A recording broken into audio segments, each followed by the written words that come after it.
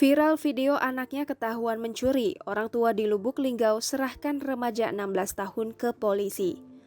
Seorang remaja di bawah umur di Kota Lubuklinggau Sumsel berinisial EC, pelaku perampasan handphone di Masjid Agung As-salam, diserahkan kedua orang tuanya ke polisi.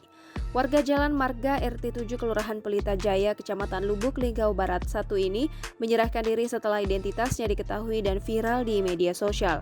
Remaja berusia 16 tahun ini menyerahkan diri langsung diantar oleh kedua orang tuanya kepada anggota Polsek Lubuklinggau Barat. Kapolsek Lubuklinggau AKBP Nuryono melalui Kapolsek Lubuklinggau Barat AKP Luhut Situmorang mengatakan aksi perampasan handphone dilakukan pelaku pada hari Selasa 16 Februari 2021 lalu. Luhut mengungkap kejadian bermula saat korban berada di lapangan kurma Masjid Agung As-salam sedang duduk santai sambil memainkan handphone. Dalam menjalankan aksinya, pelaku bersama dua orang temannya atas nama Deo dan Seta sudah menjalani vonis hukuman lebih dahulu di Lapas Kelas 2 Lubuklinggau.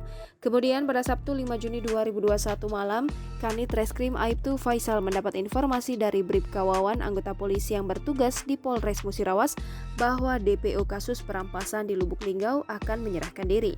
Selanjutnya, Kanit Reskrim memerintahkan Katim Opsnal, Bribka Fitra Hadi dan anggota menjemput pelaku di rumah Bribka Wawan di Jalan Marga RT 7 Kelurahan Pelita Jaya, Kecamatan Lubuklinggau Barat 1.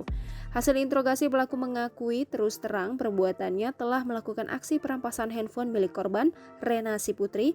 Peran pelaku hanya membantu menunggu di atas motor bersama Deo.